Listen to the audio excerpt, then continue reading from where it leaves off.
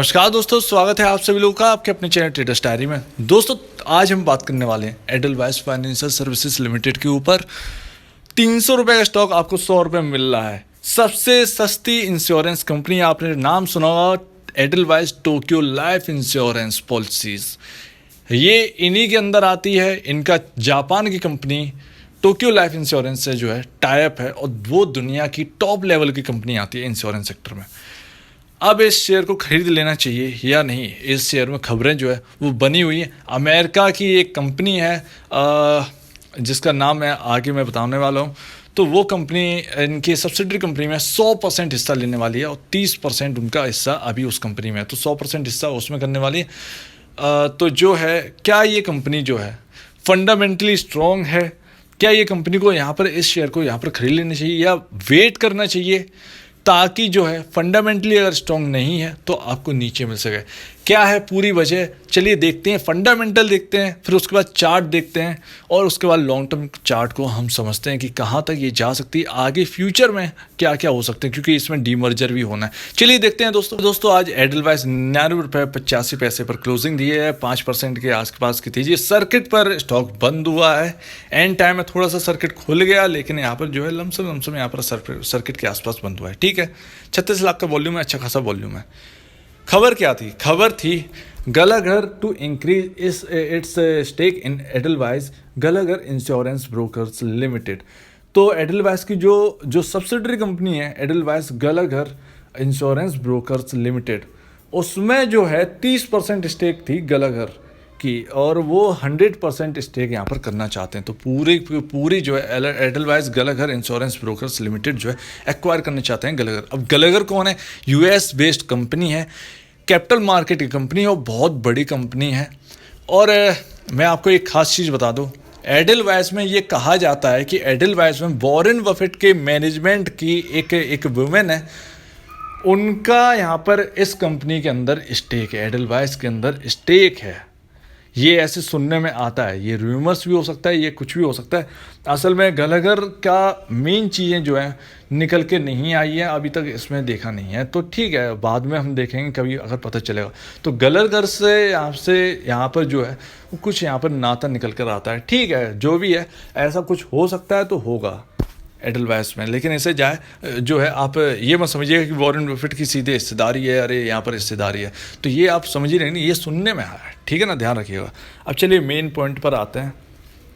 तो NBFC company है, market cap देखिए 8,915 करोड़ रुपए का। आप ये बताइए कौन सी ऐसी इंश्योरेंस कंपनी है जो आपको इस मार्केट कैप के हिसाब से मिल रही हो? 8,915 करोड़ की मार्केट कैप वाली कंपनी आप बताइए। कोई भी ऐसी नहीं है जिसका प्राइस, जिस इंश्योरेंस कंपनी का प्राइस जो है वो 99 रुपीज़ के आसपास आपको मिले। चीप प्राइस पर आपको एक इंश्योरेंस कंपनी मिल रही है, टोक्यो इंश्योरेंस। आपने नाम सुना हुआ, एडलवाइस टोक्यो इंश्योरेंस कंपनी, काफ़ी नामी इंश्योरेंस कंपनी के साथ इनका टाई अप है और दोनों मिलकर यहाँ पर जो है इंडिया में इंश्योरेंस पॉलिसीज़ का काम करते हैं और काफ़ी अच्छा भी है। और इनके जो ऐड आए थे वो भी आप देख लीजिएगा, तो वो भी बड़े कमाल के थे। तो यहाँ पर जो है आपके पास एक न्यूज़ और आनी है, इसमें न्यूज़ आनी है जो कि पहले आ चुकी, जब ये 50 रुपये की रेट पर था तो आ चुकी थी, कि एडलवाइस में ब्रोकरेज फर्म का जो बिजनेस है और जो इंश्योरेंस का बिजनेस है वो दोनों अलग होना है। तो यहाँ पर आपको आगे चलकर डीमर्जर दिखने वाला है। अब वो कितना टाइम लगेगा? ज़्यादा से ज़्यादा 7 महीने। अगर इस कंपनी को वैल्यूएशन मिलती है इस मार्केट में तो यहाँ पर जो है आपको ज़्यादा से ज़्यादा 7 महीने होंगे जब डीमर्जर की खबर आ जाएगी। ठीक है, अब ईपीएस की बात करें तो 2.83 है, पी रेशियो 33.60 है। इंडस्ट्री भी यहाँ पर गलत दिया, 91.18 नहीं है, यहाँ पर 40 मान के चलिए। 40 ज़्यादातर लोगों का 40, ज़्यादातर इंडस्ट्री पी जो है वो 40 होता है, मैक्सिमम मैं बात कर रहा हूँ। अगर 40 से कंपेयर करेंगे पी रेशियो को, इंडस्ट्री पी से पी रेशियो को, स्टॉक के पी रेशियो कंपेयर करें तो 33.60 को 40 से अगर कंपेयर करें तो लगभग 6.40 का डिफरेंस यहाँ पर निकल के आता है। तो अभी भी इसमें जगह काफ़ी ज़्यादा है और आप तो जानते हैं कि 200 रुपये से ये टूटा है ये स्टॉक। बुक वैल्यू पर शेयर 70.25 है, जो कि आसपास ही है, ज़्यादा तेज़ी नहीं हुई है इस स्टॉक के अंदर। सिर्फ 30 रुपये का ही आपको गेन मिल रहा है, यानी लगभग लगभग 30% का 30-35% का आपको रिटर्न यहाँ पर मिल रहा है। तो कोई बहुत बड़ा रिटर्न नहीं है। आप ब्रोकरेज कंपनी देखिए, आप IIFL सिक्योरिटीज़ देखिए कहाँ पर पहुँच गई है। 30 रुपये 20 रुपये से कहाँ पर है, आज 110 रुपये के आसपास की उसकी वैल्यू है। आप बिरला मनी देखिए, ज़्यादा उसमें कुछ नहीं है, 30 रुपये वाला स्टॉक 90 रुपीज़ के आसपास है। तो वही चीज़ है कि ये क्यों नहीं बढ़ सकता, जबकि इसमें इंश्योरेंस का काम भी है। स्प्लिट होने के चांसेस नहीं है, तो आगे चलकर स्प्लिट नहीं, बोनस आपको मिल सकते हैं, ठीक है ना। और डीमर्ज होगा तो आपको जो वैल्यू है वो बहुत ज़्यादा यहाँ पर बढ़ने वाली है। उम्मीद है आपको यहाँ पर समझ में आ गया हो। अब देखते हैं रिजल्ट कैसे रहे। तो कंसोलिडेट देखिए, ब्रोकरेज और इंश्योरेंस दोनों का मिला हुआ है यहाँ पर। 2021 मार्च में 9,357 करोड़ की यहाँ पर नेट सेल है, जो कि 2020 मार्च से अगर कंपेयर करेंगे तो थोड़ी सी घटी है। 9,513 करोड़ की नेट सेल थी 2020 मार्च में। 2019 मार्च से अगर कंपेयर करें तो और भी ज़्यादा गिरी हुई है दोनों साल की। 2019 मार्च में 11,077 करोड़ रुपए की नेट सेल थी। तो यहाँ पर जो है लगातार यहाँ पर जो है हर साल गिरावट आई है, मतलब 2020 से 2019 में ज़्यादा आई है।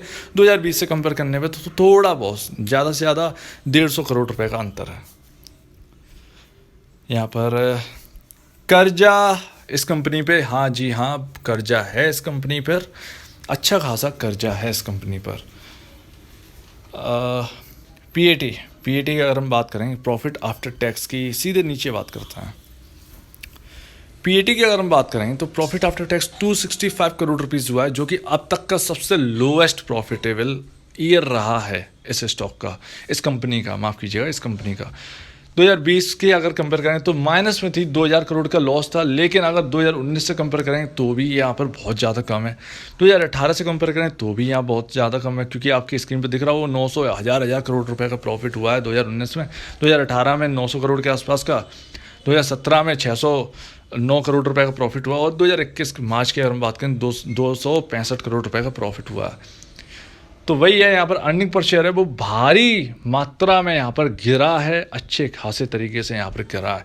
2.98 का अर्निंग पर शेयर रह गया है सिर्फ और सिर्फ 2.98 का। तो यहाँ पर जो है इस कंपनी की जो हालत है वो शायद कहीं ना कहीं ख़राब हुई है, ये कहना गलत बात नहीं होगा। तो जो भी खबर, इस खबर से जो तेज़ी मिल रही है वो ठीक है, लेकिन ये स्टॉक हर डिप में लेने लायक है। जब डीमर्जर आया तो आपकी जो वैल्यूएशन है एकदम ITC जैसा इंतज़ार कर रहे हैं लोग इसके डीमर्जर के।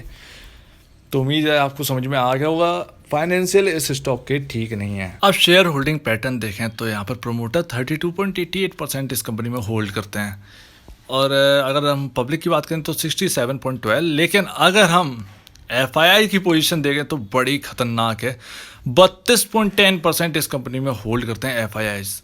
DIIs 4.53 के आसपास इस कंपनी में होल्ड करते हैं। और अगर नॉन इंस्टीट्यूशन यानी रिटेल इन्वेस्टर को देखें तो यहाँ पर 30.49% इस कंपनी में होल्ड करते हैं। अगर प्रमोटर की स्टेक गिरवी देखें तो 9.95% इस कंपनी में जो प्रमोटर की स्टेक है वो गिरवी रखी हुई है, लेकिन उन्होंने स्टेक को जो है वो कम किया है। 2020 दिसंबर की अगर रिपोर्ट देखें तो 11.57% प्रमोटर की होल्डिंग जो है वो प्लेस थी, गिरवी रखी हुई थी। तो यहाँ पर प्रमोटर की जो होल्डिंग है जो प्लेस रखी हुई थी वो घटी है, तो अच्छी बात है ये। शेयर होल्डर्स में देखें ज़रा किसका नाम है जो यहाँ पर बोलबाला कर रहा है। तो इस कंपनी में प्रमोटर देखें, अरे ऐसा कोई नाम नहीं है। LIC भी यहाँ इन्वेस्टेड है, कॉलेज रिटायरमेंट इक्विटीज़ फंड, ये पता नहीं कौन सा है। मतलब फॉरेन की जो है ना वो यहाँ पर एकदम अच्छी तरीके से रखे हैं। सेजल ये फॉरेन का, ये इनके पास कुछ भी नहीं है। झुनझुनवाला जी इस कंपनी में जो है इन्वेस्टेड है, 1.19% की इस कंपनी में स्टेक लिए हुए हैं।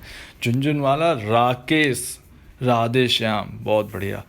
Barclays wealth trustees India private limited 1.4। तो ये नाम ही नाम है, सभी नाम ही नाम है। अच्छी बात है, इस कंपनी में सभी होल्ड करते हैं अच्छी तरीके से। HDFC मिड कैप अपॉर्चुनिटीज़ का यहाँ पर पैसा लगा है 112.97, 113 करोड़ रुपए की यहाँ पर टोटल वैल्यूशन इनकी निकल के आते हैं। उनको 11.55% का रिटर्न है। Motilal Oswal Nifty small cap 250 index fund भी यहाँ पर इन्वेस्टेड है, लेकिन इन्वेस्टेड के नाम पे एक धब्बा है। 81 लाख रुपए सिर्फ इन्वेस्टेड है, टोटल वैल्यू मिल रही है जो कि 20% उनका रिटर्न यहाँ पर बन रहा है। बहुत बढ़िया, लेते तो अच्छा लेते, नहीं तो नहीं लेते। अब ज़रा देखते हैं कि डील्स की क्या पोजीशन है। तो यहाँ पर जो है 24 जून प्लेज रिलीज़ करी गई है, अभी का वक्त है, और भी लगता है प्लेज रिलीज़ की गई है। 24 जून को यहाँ पर प्लेज रिलीज़ की गई है। यहाँ पर 7 जून, तो मतलब जो नया शेयर होल्डिंग पैटर्न आएगा उसमें जो गिरवी रखे शेयर्स हैं वो आपको शायद ख़त्म होते हुए नज़र आए। जो गिरवी रखे हुए शेयर हैं वो यहाँ पर ख़त्म होते हुए शायद आपको नज़र आते हुए दिखेंगे, या उनकी जो परसेंटेज जो वैल्यू है वो घटेगी, लगभग 9% से सीधे 5% या 4% के आसपास रहने वाली है। तो यहाँ पर जो है प्रमोटरों ने जो है यहाँ पर अपनी प्लेज रखी हुई स्टेक को यहाँ पर छुड़ाया है। तो अच्छी बात है, ये सब बढ़िया बातें हैं। एडलवाइस का स्टॉक का क्या कहना चाहेंगे इस पर? तो ये है सीधा सीधा कि इसकी जो फाइनेंशियल पोजीशन है वो बिगड़ी हुई है, अच्छी नहीं है। फाइनेंशियल बिगड़ी हुई है, उसमें अदर इनकम का सपोर्ट भी है। जो आपने 2021 मार्च का जो जितना भी आप प्रॉफिट देख रहे हैं उसमें अदर इनकम का सपोर्ट भी है, तब जाके वो 265 करोड़ रुपए का प्रॉफिट किया है, 265 जो भी है। तो यहाँ पर फाइनेंशियल यहाँ पर सीधे वेरी वेरी बैड है। लेकिन यहाँ पर जो फंडामेंटल है, जो मार्केट कैप देखें कि किसी इंश्योरेंस कंपनी का इतना बढ़िया जो स्टॉक है वो आपको 100 रुपये के अंडर मिल रहा है, तो इस चीज़ में ये बेहतरीन है। चलिए अब देखते हैं चार्ट, क्या कहना है चार्ट का। दोस्तों ये वन डे का चार्ट है एडलवाइस का, और अगर हम देखें तो 1 साल का देखें तो यहाँ पर जो लो लगाया था वो 55 रुपीज़ 50 रुपये के आसपास का था, और अब देखिए 100 रुपये के आसपास का। तो 100% के यहाँ पर गेन आपको मिल रहे हैं। 2 साल की अगर हम बात करें तो ये स्टॉक गिरा है 172 के लेवल, 2019 15 जुलाई यही दिन आसपास 172 रुपये पे काम कर रहा था 2019 में। बहुत बढ़िया। लेकिन अगर 3 साल 5 साल की देखें तो कहाँ से ये स्टॉक गिरा है, तो ये भाई साहब गिरे हैं 334 335 रुपये। चूँकि इनके फाइनेंशियल जो है वो ख़राब है, तो मुश्किल है, इस वक्त मुश्किल है कि ये ऊपर की ओर जाए। लेकिन यहाँ पर जो मार्केट कैप है वो बहुत कम है इंश्योरेंस कंपनी को अगर नज़र में रखें तो। मैक्सिमम चार्ट क्या कहता है? मैक्सिमम चार्ट ये कहता है कि भैया 24-23 रुपये से ये चला था 2012 के आसपास, और उन्हीं लेवल से अब चला है, और 333 रुपये के हाई लगाए थे, उसके बाद लगातार गिरावट। तो अब कहाँ तक जा सकता है? तो दोस्तों यहाँ पर जो है 100 रुपये पार करने दीजिए, फिर देखते हैं कि 100 रुपये के ऊपर टिक पा रहा है या नहीं, तब कोई टेक लीजिएगा इसके ऊपर। क्योंकि देखिए अभी तो ये ऊपर ही जाने वाला है, क्योंकि यहाँ पर 100% स्टेक यहाँ पर बाइंग करने वाली, तो यहाँ पर जो है थोड़ी सी यहाँ पर जो है बाइंग आने वाली है कुछ ऑल FIIs की तरफ से इस स्टॉक में। तो ये स्टॉक के आप ये मान के चलिए कि 100 रुपये अगर पार करता है तो 125, 120, 125 के लेवल जो है वो ईजिली आपको शायद यहाँ पर देखने को मिला है। तो उम्मीद है आपको यहाँ पर समझ में आ गया होगा। जब इन लेवल्स को 100 रुपये के लेवल को पार करेगा तब हम अपना टेक्निकल चार्ट को यूज़ करेंगे और उसे समझेंगे कि ये कहाँ तक अब जा सकता है, और लगातार अब ये स्टॉक हमारी रडार पे रहेगा। तो उम्मीद है आपको ये वीडियो समझ में आ गई होगी, इसके फंडामेंटल समझ में आ गए होंगे। फाइनेंशियल बहुत ख़राब है, सिर्फ जो देखना है कि ये कंपनी सस्ती है, और एक इंश्योरेंस में इसका नाम है, दबदबा है। टोक्यो लाइफ इंश्योरेंस जो है वो दबदबा है उस कंपनी में, उस पॉलिसी में, और वो अच्छी खासी सेल होती है।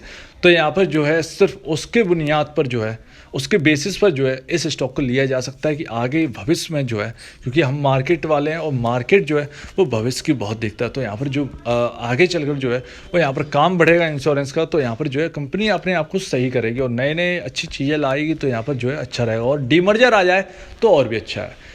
तो अगर आपको इस वीडियो में कुछ छूटता हुआ नजर आए तो आप प्लीज़ कमेंट सेक्शन में बताइएगा। अगर आपको कुछ वीडियो में समझ में नहीं आया, मैंने कुछ गलत बोल दिया, तो आप प्लीज़ कमेंट सेक्शन में बताइएगा। अगर आपको कुछ पूछना है एक्स्ट्रा तो आप प्लीज़ कमेंट सेक्शन में पूछ लीजिएगा, आपको आंसर मिल जाएगा।